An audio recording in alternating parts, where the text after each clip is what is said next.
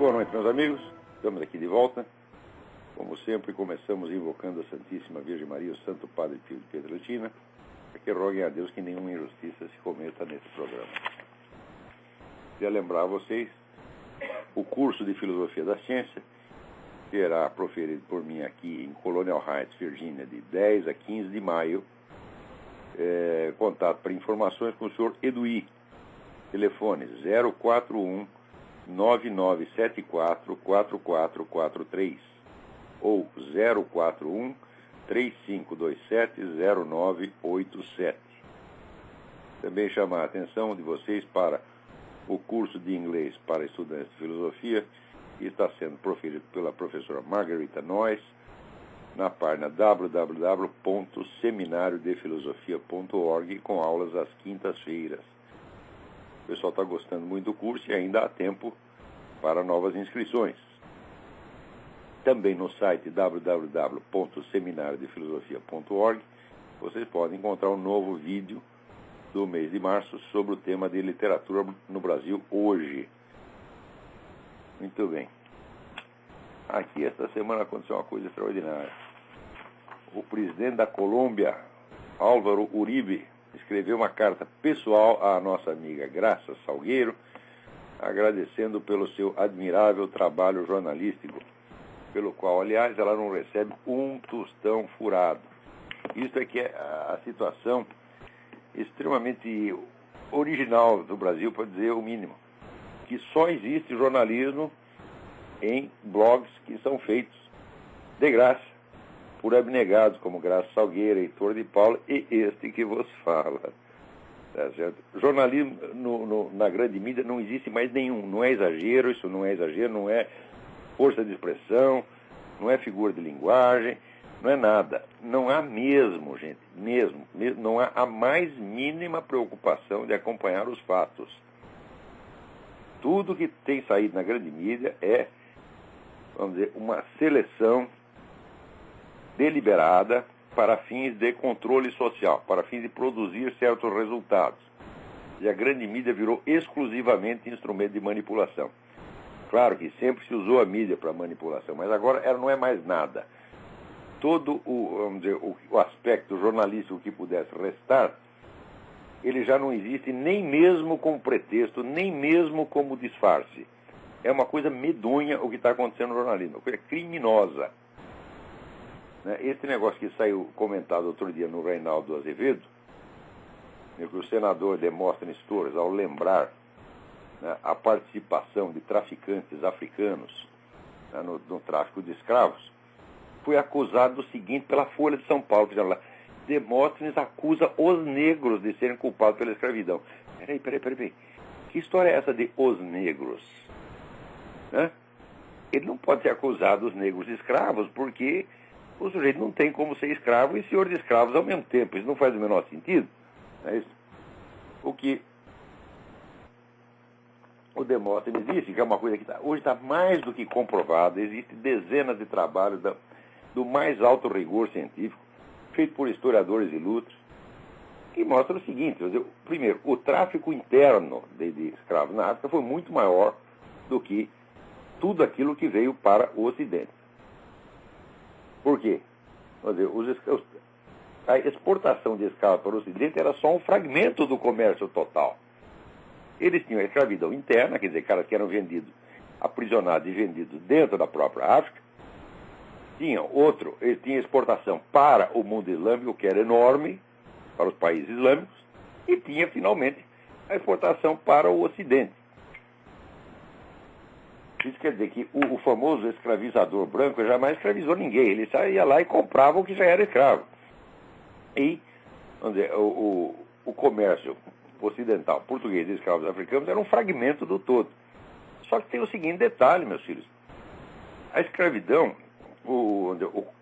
compra de escravos para o Ocidente, para a Europa e as Américas, começou depois de 1500, tá certo? Ao passo que a escravidão muçulmana já vinha desde o século VIII.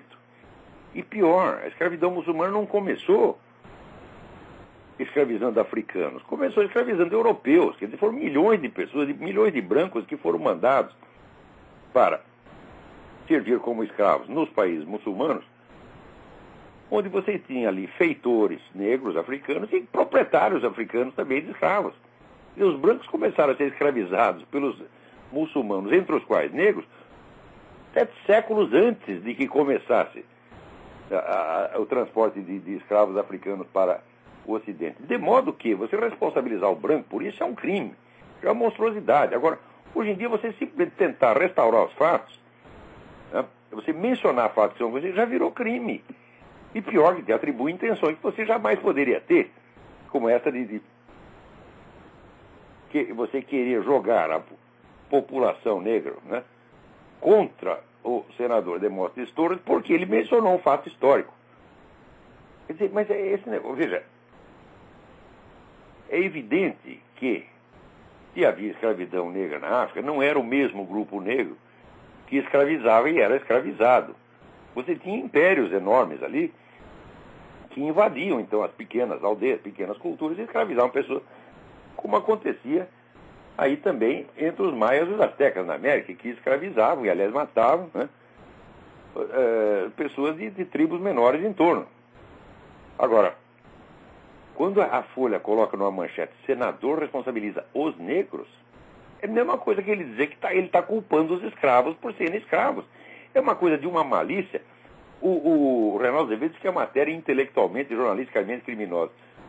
Olha, Reinaldo, você está sendo muito educado com esses filhos da puta. Isto não é um crime intelectual, isto é um crime material. Isto é um crime de calúnia. Está atribuindo ao senador um crime que ele não cometeu. E o lugar de quem cometeu esse verdadeiro crime de calúnia é na cadeia. O senhor Otávio Frias tem que ir para a cadeia por causa disto. O lugar de quem faz isso é na cadeia, porra. Além de pagar os danos morais correspondentes. Quer dizer, a Folha de São Paulo vive fazendo isso. Você quer ver uma coisa? A Folha está sempre pronta a celebrar os grandes feitos do terrorismo internacional. Então está fazendo um barulho desgraçado em torno de um espião jordaniano que infiltrou na CIA e enganou todo mundo. Então, saiu não uma matéria, saiu várias. Lembre-se do que eu disse da espiral do silêncio. A notícia não vale pela sua publicação, mas pela sua repetição e pela sua exploração continuada. Quando você vê que a matéria sai uma vez só, não quer dizer nada. Agora, quando ela sai, depois no dia seguinte tem uma continuação, e tem outra, e tem um artigo comentando, opa, aí começou a ficar importante. É isto que fica na memória popular. É essa técnica da espiral do silêncio. Quer dizer, uma coisa sempre repetida, sempre falada sob diversos ângulos para disfarçar a repetição, né, ao passo que uma outra é noticiada uma única vez, discretamente, ou então não é noticiada de maneira alguma. Então, comparem. De um lado, teve um espião jordaniano que entrou na CIA. Falaram, infiltração de espião no serviço de espionagem do adversário é a coisa mais banal do mundo.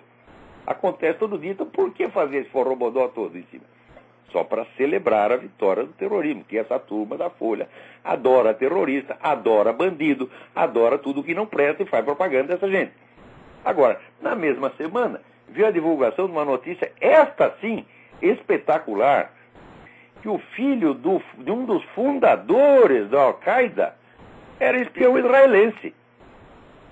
Isso foi divulgado na mesma semana. A Folha disse alguma coisa? Ah, não. Celebrar, vamos dizer, um feito da espionagem israelense não pode, é proibido. Você tem que glorificar terrorista. Os filhos da puta estão lá para isso, meu Deus do céu. E quer que eu respeite? Como é que eu posso respeitar uma coisa dessa?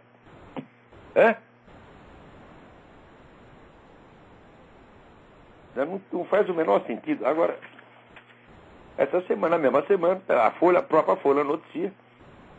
A Folha de vez em quando tem notícia, por exemplo, ataque de muçulmano a cristão deixa 500 mortos na Nigéria.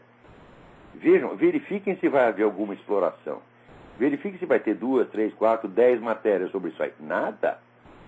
Agora, quando acontecem coisas fictícias, tá certo? Como aquela famosa suposta destruição de uma aldeia de palestinos pelo exército israelense, quando depois se viu que a coisa não aconteceu de maneira alguma, aí você tem 30, 40 noticiários, a coisa repercute, é comentada, é estudada, é falada e vira um slogan.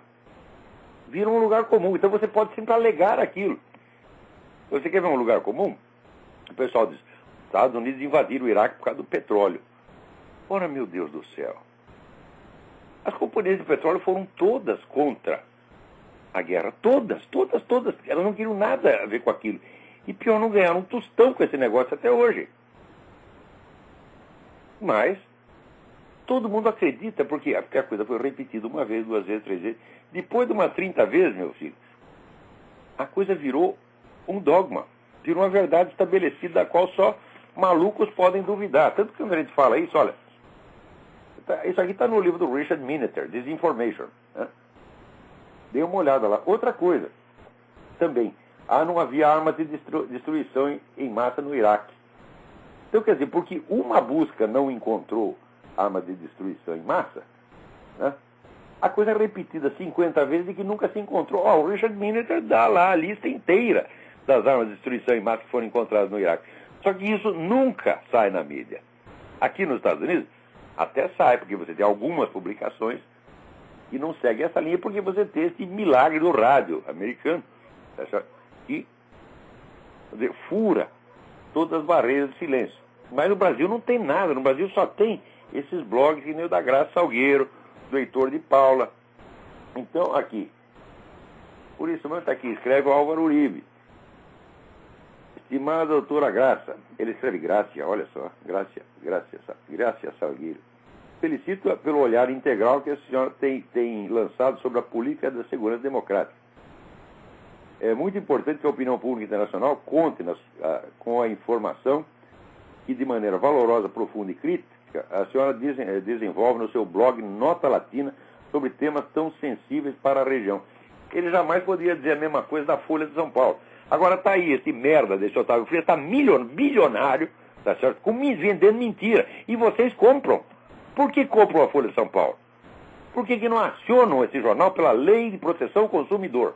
Deveria haver milhares de processos contra a Folha, contra o Globo, contra o Estadão, tá certo? Por omissão de notícias importantíssimas. Eu não vou lembrar para vocês pela bilionésima vez que essa turma durante 16 anos escondeu sistematicamente o Foro de São Paulo. Eu afirmo taxativamente, lugar de Otávio Frias, lugar de João Roberto Marinho, tá certo? É na cadeia! É na cadeia, porque isso é conspiração para enganar o público. Isso é um estelionato. Os caras estão vendendo o negócio e prometendo uma cobertura isenta e depois se fazem isso. Ora, leia lá o Código de Defesa do Consumidor.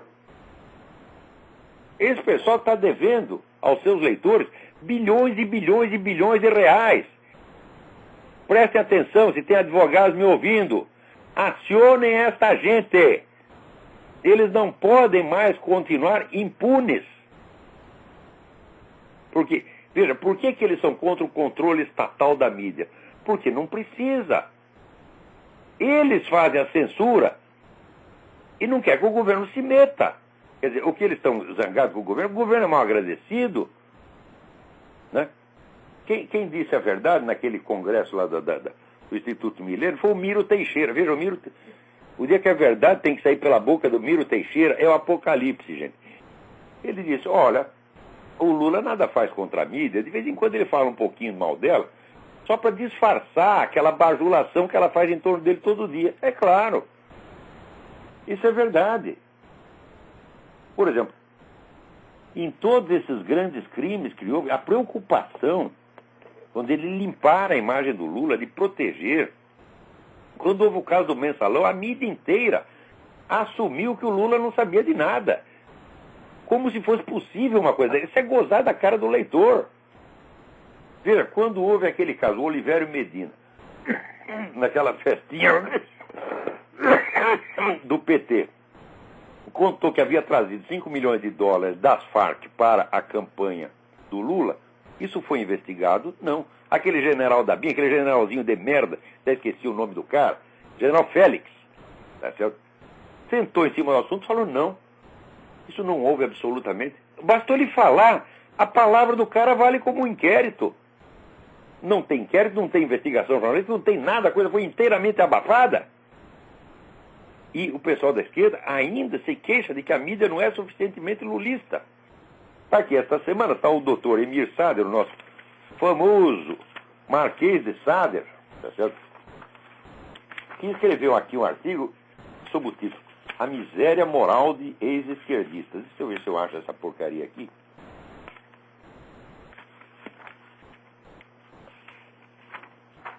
Estava aqui mesmo, é tanto papel, é tanta notícia, tanta besteira que está aqui que nunca há tempo, né? E eu fico atrapalhado aqui com centenas e centenas, né, de coisas horríveis, né, de mentiras escabrosas que saem na chamada grande mídia e são pagas a peso de ouro, né? Bom, eu tenho aqui de memória.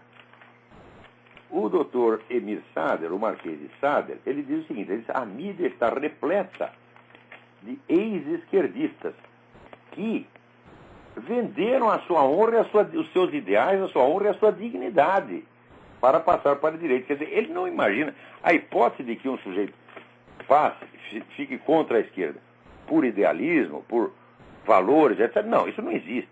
Se o cara passou para o outro lado, quer dizer que foi por dinheiro, evidentemente, né? Como se o doutor Emir Sader, se não tivesse rico com o esquerdismo, né, não teria tido a tentação de mudar de lado, né? Agora, daí ele está repleto de pessoas que, tão logo abandonaram a esquerda, começaram a subir e ganhar salários, altíssimos salários na mídia. Um momento. Olha, colunistas antipetistas famosos que tem, além de mim, que ele não vai dizer que eu subi na vida, tá certo?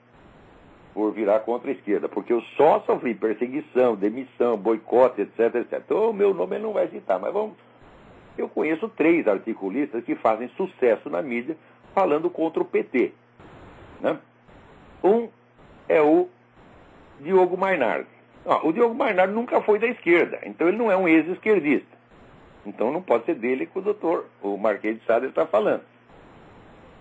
O segundo é o Arnaldo Jabor, que não passou para a direita, ele só ficou contra o Lula. Mas ele continua sendo de esquerda, apoiando a esquerda em tudo quanto interessa. Então também não está incluído.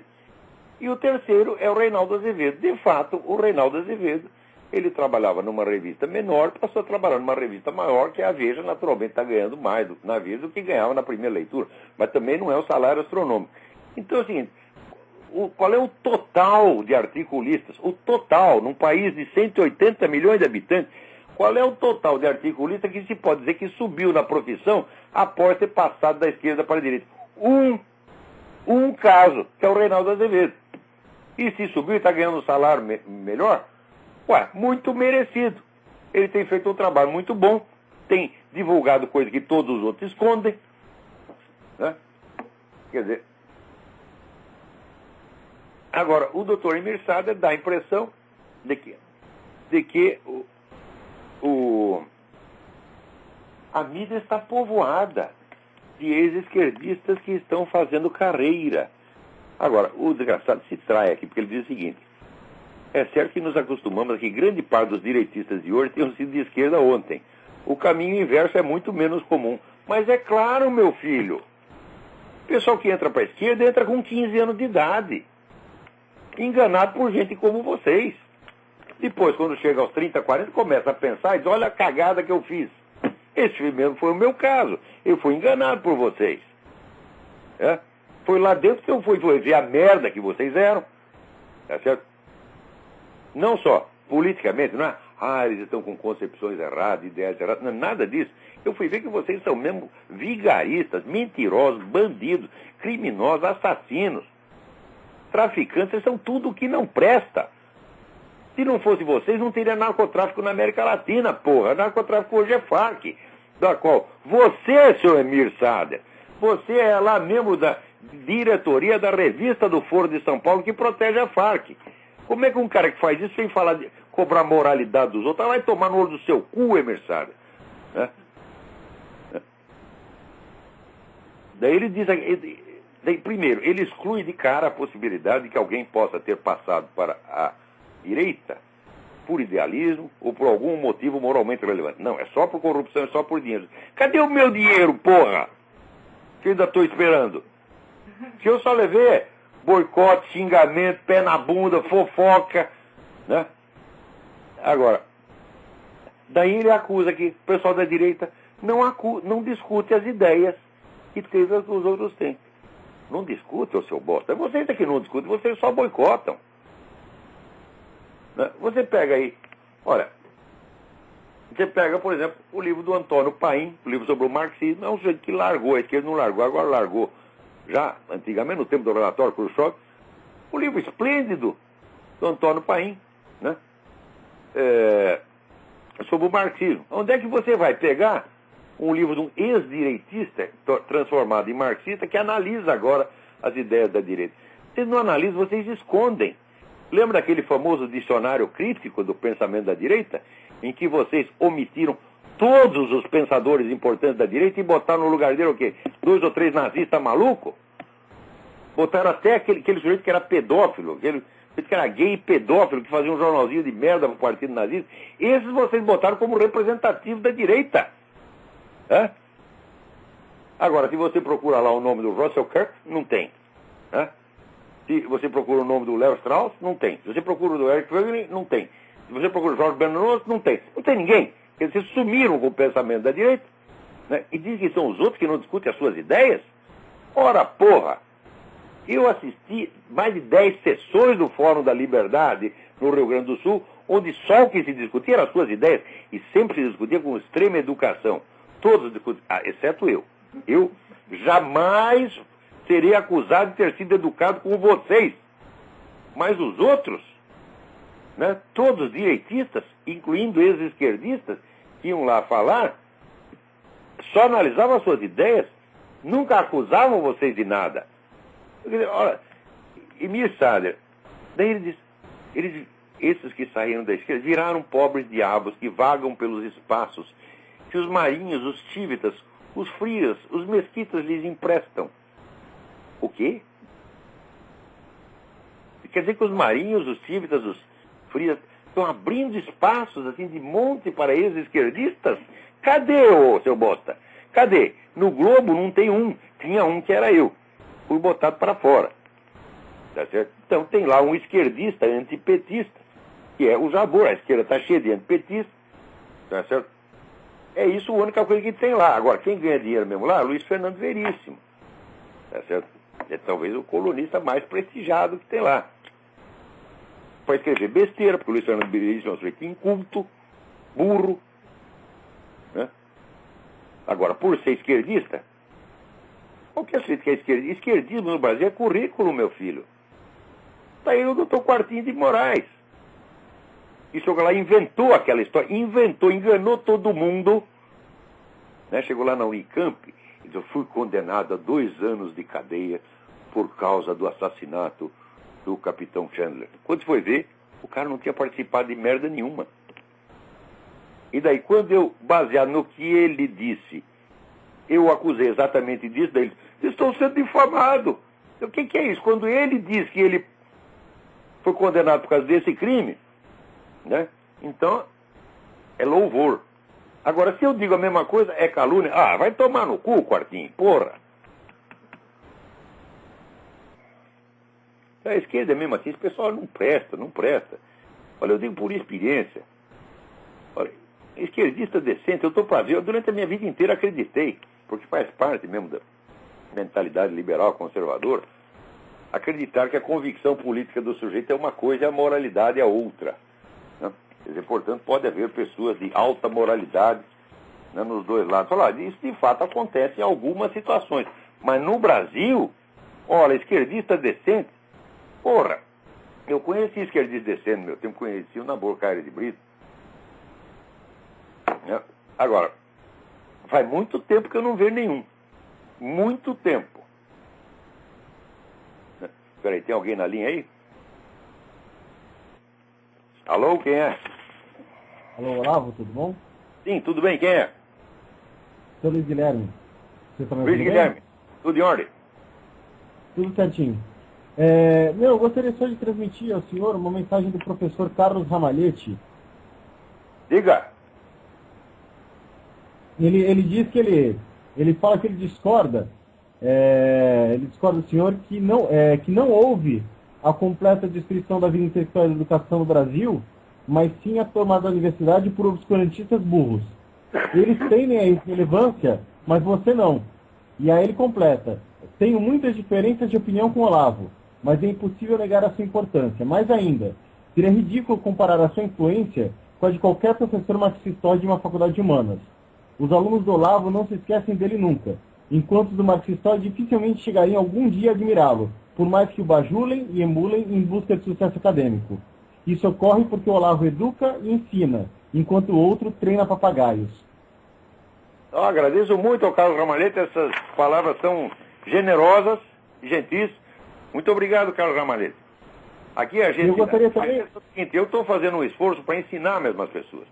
Ensinar não é você pegar um conteúdo pronto e meter na cabeça deles. Ensinar é equipá-los, é transmitir o legado dos equipamentos que a cultura criou para aumentar a inteligência e a capacidade de aprendizado das pessoas. Então, quer dizer, o sujeito estuda comigo, ele não sai repetindo que nem um papagaio, ele se torna um sujeito capaz. Eu estou capacitando pessoas. E esse pessoal da universidade está incapacitando, está mutilando a inteligência. Está destruindo. Então o pessoal puxa o saco do professor enquanto está na universidade e precisa dar nota. Tá? Outro dia mesmo, um aluno meu, até fiquei com vergonha, ele disse: olha, aquele meu professor lá na faculdade é uma besta quadrada, mas eu não posso falar mal dele, porque senão eu não passo de ano. Eu digo: não é assim que se faz, não, vai lá e xinga o cara, pô. Expõe o sujeito à vergonha pública, ele vai ficar com medo de você, ele te dá 10 pro resto da sua vida. Tá certo? Então, não pode afinar dentro dessa gente, não. Mas no Brasil está todo mundo afinando, e por causa disso eles fingem que respeitam esses professores. Mas na verdade eles não levam a sério o conteúdo que os caras estão falando. Né? Então, muito obrigado, Carlos Ramalhete. Nós já tivemos... Olá, gostaria de... A divergência às vezes tem até comigo mesmo. Oi. Olá, o Carlos Ramalhete também gostaria de convidá-lo a retornar à lista de e-mails da tradição católica. Ele também pediu para eu avisar isso, que ele gostaria de convidá-lo a fazer parte da lista de novo, porque ele adoraria voltar a discutir certos assuntos com o senhor. Ele escreveu até um comentário bastante extenso. Eu posso até me inscrever, mas esse negócio de e-mail aqui é uma catástrofe.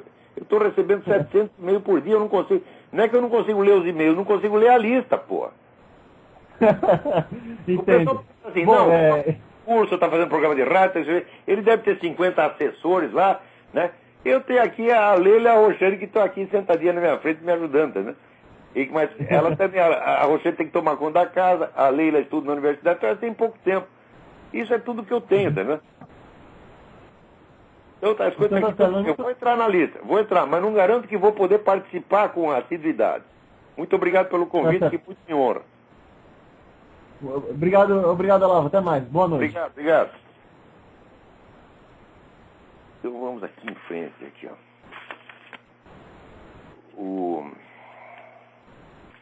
Olha aqui, Abílio Diniz declara apoio à candidatura de Dilma. O Abílio Diniz, tu não tem vergonha, tu foi sequestrado, os caras te botaram lá num buraco, do qual você escapou por milagre. E agora tu vem puxar saco desta gente, né? Antigamente isso aí se chamava covardia, adesismo, né? Puxa-saquismo, tá certo? Quer dizer, a vítima puxando o saco do seu agressor. Agora o pessoal chama de complexo de Estocolmo, né? Então tá bem, Abílio, tá bem, você é um exemplo para a humanidade, né? E depois você escreve um livro lá, Como Ser Feliz, como não sei o que. Eu não quero ser feliz que nem você, não, porra. Esse para ser feliz é tu puxar o saco dos outros.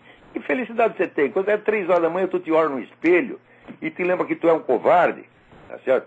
Puxa saco dos seus agressores, você fica muito feliz com você mesmo? Eu duvido.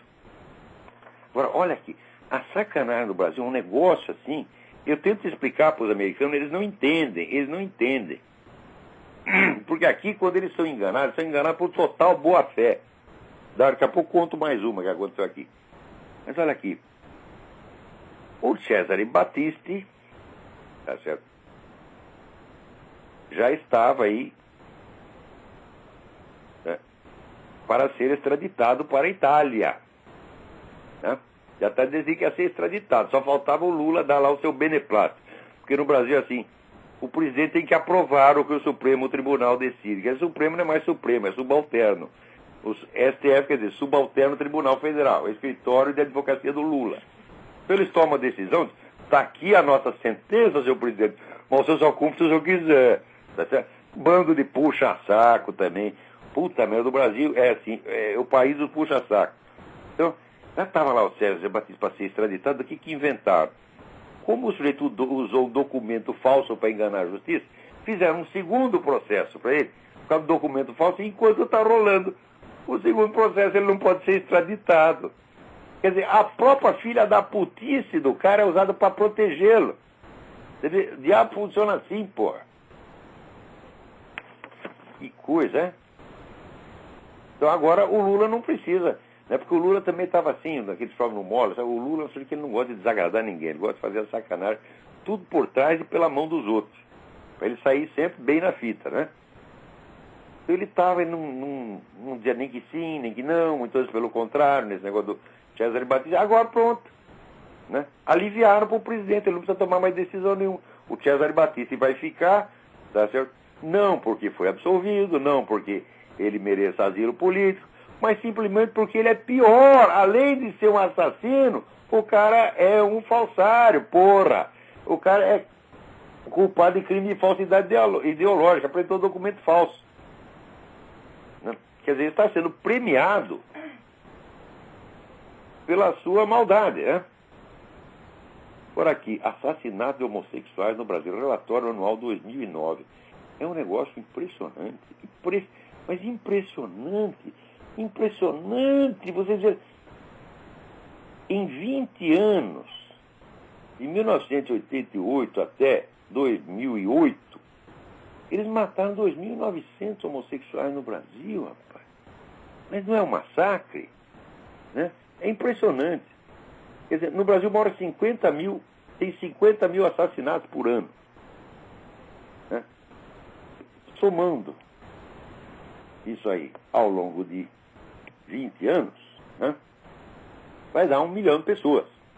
Ora, os gays, o pessoal do movimento gay, diz que 16% da população brasileira é gay. É muito otimismo deles, né? Ele, quando sai procurando alguém para comer, eles, olha, é difícil, viu? Difícil achar um sujeito. Sim, mas quem vai comer o Luiz Motta, porra? Olhe bem. Eu não acredito que ele seja gay, ele só diz que é. Ele é gay não praticante. Tá certo?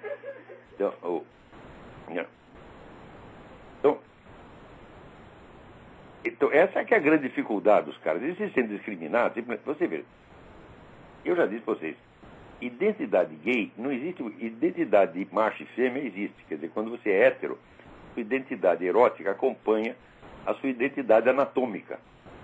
Então ela não precisa ser enfatizada eroticamente. Mas a identidade gay só existe eroticamente, não existe anatomicamente. Então o gay tem que reafirmar o seu desejo erótico 24 horas por dia, porque é uma questão de identidade. Acontece que, como a maioria não quer nem comê-los e nem dar para eles, eles se sentem discriminados. Automaticamente. Veja, quando o sujeito vê que a maior parte da população é indiferente aos seus encantos, sendo que nesses encantos eróticos reside a sua própria identidade, ele sente que é a identidade que está sendo ofendida. É um problema sério, é um sofrimento real, né? Mas não quer dizer que eles sejam discriminados mesmo, só porque eu não quero comer o sujeito, vai dizer, está me discriminando? Como se eu tivesse a obrigação de comer todo mundo, né? Tem uma senhora no Rio que uma vez se ofereceu para mim, eu não quis nada com ela, né? Ela fez faz até hoje um forrobodó contra mim, falando horrores da minha pessoa, como se eu fosse obrigado a comer ela, meu Deus do céu, né?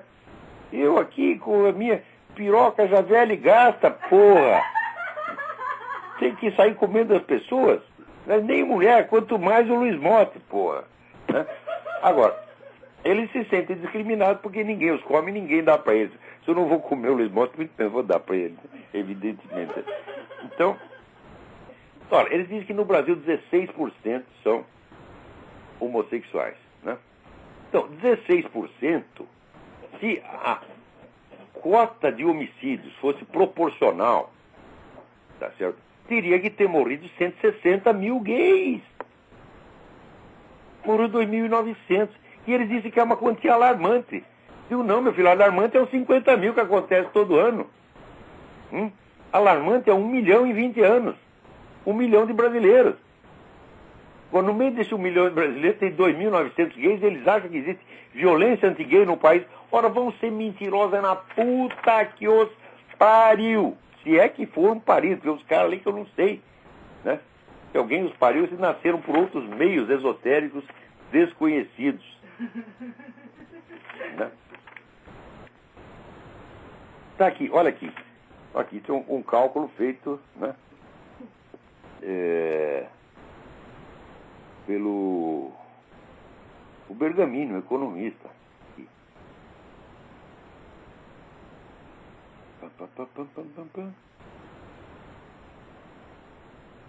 Em 2009, o Brasil pagou juros reais positivos de 12,57% ao ano e recebeu, nas aplicações das reservas, juros reais negativos de 4% ao ano. Um ganho real para o mercado financeiro internacional de 17,26% ao ano. Vocês entendem por que esse pessoal está puxando o saco do Lula, porra? Hã? Porque o Lula é capitalista para fora e comunista para dentro. Aliás, eu disse que ele ia fazer isso. Ai, meu saco. Antes do cara ser eleito, eu disse, ele vai fazer o que Lenin fez no começo da Rússia. Ele vai estrangular a oposição dentro, vai implantar um esquema de poder socialista irreversível e, ao mesmo tempo, vai puxar o saco do capitalismo internacional. Que é exatamente o que fez Lenin. Eu disse que ele ia fazer isso e o filho da puta está fazendo isso. Olha aí, os caras estão ganhando juros de 17,26% ao ano. Ora, isso é muito dinheiro. Se você pega uma grande firma, uma grande empresa, a Microsoft, qual é o lucro da Microsoft no ano? Quando é 2%, eles fazem festa. Agora esse banqueiro vai lá no Brasil, tira 17,26% por ano. O que ele vai dizer do Lula? O Lula é um grande democrata, o Lula é maravilhoso. Pô, até eu diria, me dá aí 17,26% ao ano, você vai ver. Eu falo bem de você, da sua mãe, da sua avó, da sua tia, porra. Né? Agora, não percam essa série de artigos que o Reinaldo Azevedo está fazendo sobre esse caso do Banco Op, onde tem uma roubalheira que deixa assim, de fazer corar o mensalão. O mensalão virou uma titiga de galinha perto disso aí. E tem assassinato envolvido. Até porque esse pessoal... Veja, para eles matar pessoas... Ora, o que fazia essa turma Dilma, Partido de Moraes? Eles estavam lá em organização... Uma organização terrorista existe para quê? Para praticar jardinagem? Será que é isso? Para jogar futebol de botão? Não, uma organização terrorista existe, por definição, para matar pessoas. Então, matar pessoas para essa gente é merda. Olha só. Agora, aqui, veja que coisa. O pessoal andou vasculhando aqui o anuário do Columbia College, onde o Obama diz que estudou. College aqui são os 2 primeiros anos da faculdade. Isso é um curso que é, vamos dizer, um curso preparatório, que é mais ou menos igual para quem vai seguir depois o restante da carreira universitária. Quer dizer, a especialização universitária só ocorre a partir do 3º ano. Então, essa aqui é a diferença. Veja, college, então é o começo da universidade e depois university. Né? E o Obama está lá no currículo dele que ele estudou no Columbia College. E os caras foram ver no anuário do Columbia College, não consta o nome de Obama nenhum. Não só não consta, como não tinha nenhum aluno da época que se lembrasse de Obama nenhum. Então, ai, que raio é isso? Daí descobri, tem um outro negócio, uma outra parte do Columbia que se chama General Studies. General Studies é para alunos fujões que largaram o curso e voltam, essa é a primeira categoria. Né? Não consta que o Obama seja um deles, que ele tenha frequentado 2 vezes o Columbia College. É cara que foge da escola aos 18 anos e volta aos 40, não é o caso do Obama. Segundo, é para filhos e esposas de funcionários, que o Obama não é. E terceiro, é para estudantes estrangeiros com poucas qualificações. Só sobrou isso. Todo mundo sabe que a história do Obama é uma sucessão de mentiras, assim, perto dos quais, vamos dizer, o Al Gore vira a Madre Teresa de Calcutá. Tá certo? Então agora apareceu mais essa. O nome do cara não está no anuário do Columbia College. Então ele só pode ter ido no General Studies. Se ele for no General Studies, então, ou ele é um ex-aluno que voltou, coisa que não é, ou ele é filho ou esposa o marido de funcionário, que ele também não é. O terceiro, ele é um estudante estrangeiro com poucas qualificações. O garoto que chegou lá na Indonésia com nota 0 em tudo e entrou no General Studies.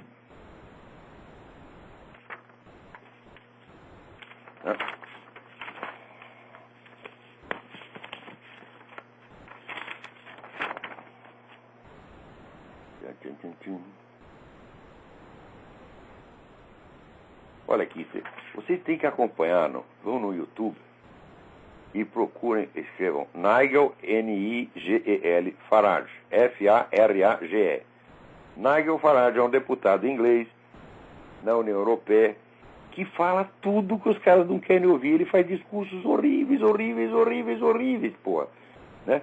Ele pegou lá o presidente da União Europeia, o tal do Rampuy, e falou: escuta, mas quem é você? Você surgiu do nada, ninguém sabe quem é você, de onde você surgiu, ninguém te elegeu. De repente você aparece presidente da União Europeia com um salário maior que o Obama. Pelo amor de Deus, não explique quem você é, porra. Né? E assim vai, não perca, tem uma série de discursos. Nigel Farage, o cara é de uma coragem, de uma cara de pau. Ele é tão bom como Daniel Hannan. Daniel Hannan também vale. Daniel Hannan, Hannnan. É outro deputado lá no Parlamento Europeu. Não percam os discursos desses camaradas. Agora, alguém me escreve aqui que é possível, a partir dessas lideranças, que o Reino Unido acabe se separando da União Europeia. Eu digo, não, isso não é impossível, não. Porque essa turma da União Europeia é o seguinte: eles legislam coisas que as populações da Europa não ficam nem sabendo. De repente tem uma lei que ninguém sabe de onde surgiu, veio da União Europeia, e daí se surge algum bafafá, eles fazem um plebiscito, fazem um referendo. Bom, daí o referendo responde não. Ah, daí não serve. Eles fazem outro referendo. Não. Outro referendo. Não. Depois de 10 referendos, sim. Ah, o sim fica definitivo. Puta merda! E daí a União Europeia é um bando de gangster, porra. Outro cara que vocês não podem perder é o Lord Christopher Monckton, que é o sujeito que esculhambou com essa teoria do aquecimento global, mostrando uma completa falsificação de dados. Porque se pega a história da temperatura, né, no Ocidente, o máximo de temperatura que teve foi durante a Idade Média. Depois baixou, veio baixando, e agora subiu um pouquinho, menos de 10% do que subiu na Idade Média. O que os caras fizeram? Eles sumiram com essa etapa da Idade Média, eles cortaram, né? Quando você tiver uma tira de papel, né, você corta aquele pedaço onde tem o gráfico assinala o máximo e emenda os dois mínimos, né? Então dá a impressão que sempre a temperatura foi baixinha e agora está subindo. Então, Lord Christopher Monckton, Moncton, Monckton.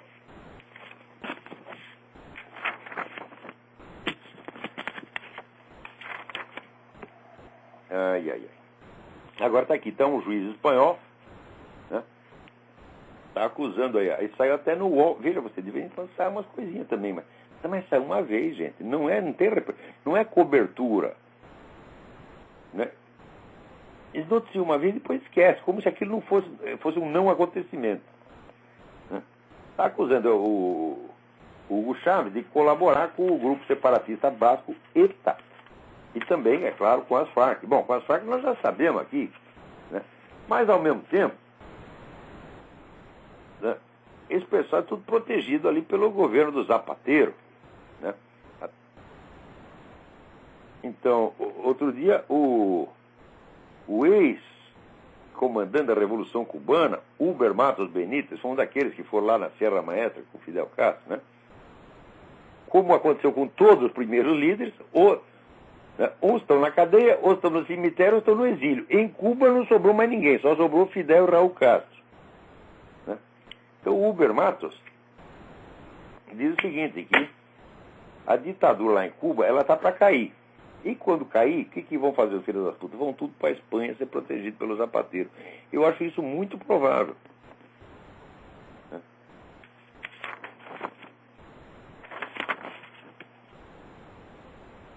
Agora aqui, saiu um artigo muito interessante no Natural News, naturalnews.com. Um sujeito chamado Mike Adams, que é o editor do Natural News, ele observa assim, o número imenso de condutas banais humanas que agora estão recebendo classificações médicas e são tratadas como doenças. Né? Por exemplo, atualmente tem a síndrome da oposição desafiadora. Né? Oppositional Defiant Disorder. Ou seja, por exemplo, você se recusa a tomar uma vacina, você já entra na síndrome da oposição desafiadora, você está doente. Ou seja, todas as condutas que eles não gostam são chamadas de doença. Agora, que eles gostam, por você não querer tomar a vacina é doença. Agora, se você querer dar o cu, é inteiramente normal. Dar ou comer o cu. Que nem o Lula, que diz que queria comer o cu do outro lá na prisão. E só não fez porque o cara começou a dar um soco nele. Se não, meu filho... Ih, puta vida. É que o cara estava dormindo, acordou. O que tá fazendo aí em cima? Sai daí, pá, pá, pá. Começou a socar o Lula. Daí o Lula ficou chocado com aquela agressividade, né? Onde você viu, só porque eu queria comer o seu cu, né? É que é impressionante. Então, se você não quer tomar a vacina, você é enquadrado na medicina, né? E você pode ser obrigado, às vezes, a tratamento. Tratamento de, como é que se diz? Reestruturação de sensibilidade, né? Então, por exemplo, uma criança está triste, não é tristeza mais, né? É síndrome de desregulação temperamental com disforia. É complicado o negócio, né? O garoto está lá com o saco cheio porque o time dele perdeu, alguma coisa assim, pronto, já está com síndrome não sei do que. Né? Agora, cigarro é uma doença medonha. Agora, fumar maconha, tomar pico, tomar crack, não, isso é normal. Né? Então você vê que tudo isso aí, às vezes as pessoas podem rir das coisas, mas não, esse negócio é tudo planejado, gente. Isso é engenharia comportamental, quer dizer, você vai criar um novo padrão de condutas louvadas e de condutas condenadas. Isso vai mudar a moralidade inteira. Tá certo? De modo que, se você está lá no boteco onde serve maconha, na Holanda, você puxa um cigarro de tabaco, você vai preso, porra! Né? Vai ser assim, meu filho. Né?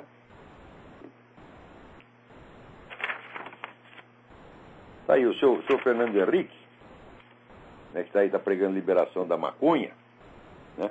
Diz, e por que não a liberação do tabaco? Que a gente já fumava fazer. Veja, tabaco entrou na história do Ocidente por volta de 1500. Quer dizer, é um hábito que já tem 5 séculos, espalhado por toda a humanidade.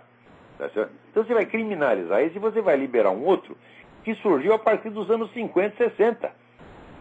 Droga, antigamente, era uma coisa assim só para uma elite muito escondida. Ou então, era a elite lá de cima, gente muito rica, ou então, favelado. Só esses dois consumiam droga. A coisa se espalhou na classe média a partir dos anos 60 e 70. Então, quer dizer, o novo vício, né, vai ser permitido e protegido pelo Estado.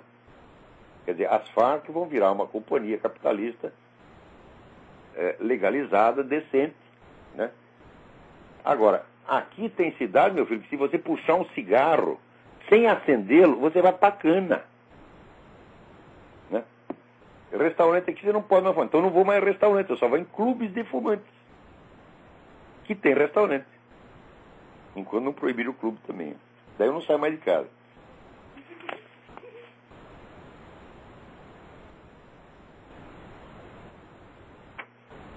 Olha, aqui tem uma carta que está circulando pela internet, assinada pelo Major Frederico Ramos Pereira.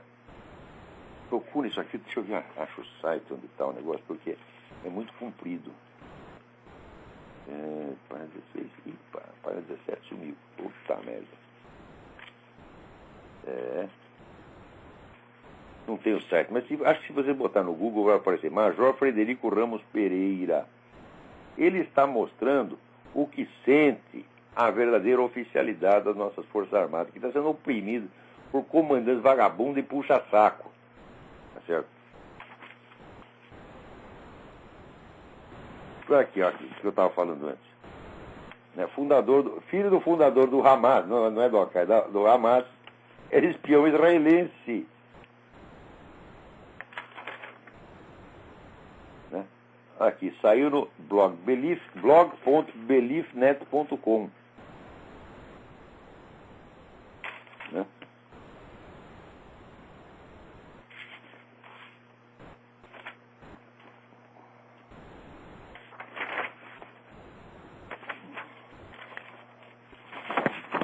Agora aqui o senador John Edwards, que foi cogitado até, é um dos heróizinhos do Partido Democrata, né, já está para ser indiciado por uso de campanhas de fundos para melhorar o padrão de vida da sua amante. Ele não só tem uma amante, como dava dinheiro da campanha para a mulher. Esse era o cara que os caras queriam transformar em presidente da República. Se bem que esse, comparado com o Obama, John Edwards, comparado com o Obama, meu Deus do céu, é São Francisco de Assis.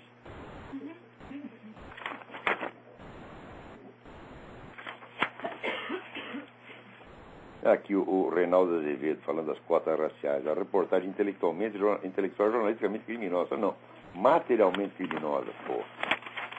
No mínimo, delito contra. Eu acho que isso é estelionato, está enganando a população, né? Está vendendo papel pintado, dizendo que é jornalismo. Agora a Folha aqui não para de falar do novos segredos sobre o agente duplo que enganou a CIA. O que é você enganar a CIA? Um monte de gente já enganou a CIA, pô. Enganou a CIA, enganou a KGB. Agora, o filho do fundador da organização, vocês tinham, falou, pô, aí é brabo o negócio, hein? Agora, o pessoal do aquecimento global diz que está preparando uma revanche, porque eles foram totalmente desmoralizados, né? Então agora, eles estão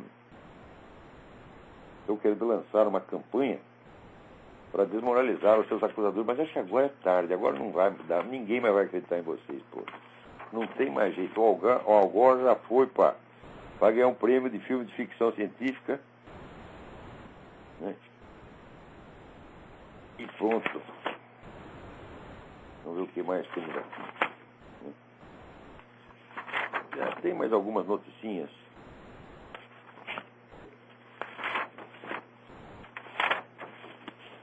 Ah, outra coisa aqui tem, olha, saiu no Worldnet dele. É um negócio impressionante. Quer dizer, se você, por exemplo, é contra o aborto, ou você é contra o casamento gay, você vai entrar num cadastro federal. E daí será entregue ao movimento gay para ir perturbar a sua vida. Essa lei está correndo aí, ó. Não é lei, está em discussão na Suprema Corte. Ou seja, você tem que se cadastrar. Para você ter certas opiniões, você tem que ser cadastrado, meu filho. Os outros não. Os outros ninguém sabe o que é. Pode protestar anonimamente. Né? Mas se você é contra os mandamentos sacrossantos da nova ordem mundial, você vai ser cadastrado.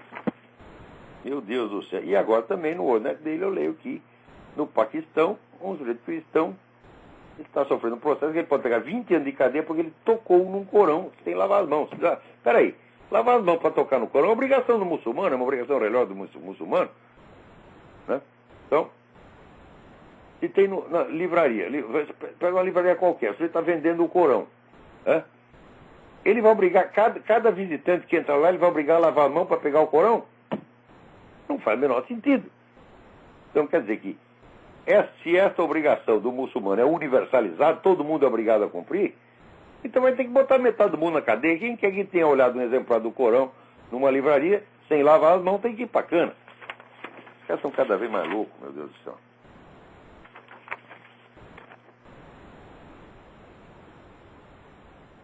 Então, diz que o negócio da situação dos cristãos no Paquistão está realmente braba, tá entendendo? Não é no Paquistão, Nigéria, tudo quanto é lugar, está aberta a temporada de caça, né, aos cristãos. E o pessoal tem realmente, olha, isso aí não é uma discussão de ideias, não pode ter uma divergência política entre pessoas educadas. Isso aí, os caras, bicho, eles são o homem da machadinha, tá entendendo? Né? Eles são o cara aquele filme do pesadelo, é o Freddy Krueger que está aí à solta. Se ele não tomar uma providência, o negócio vai ser brabo, né? Então, por enquanto, eu acho que é isso aí. Então, até a semana que vem e muito obrigado.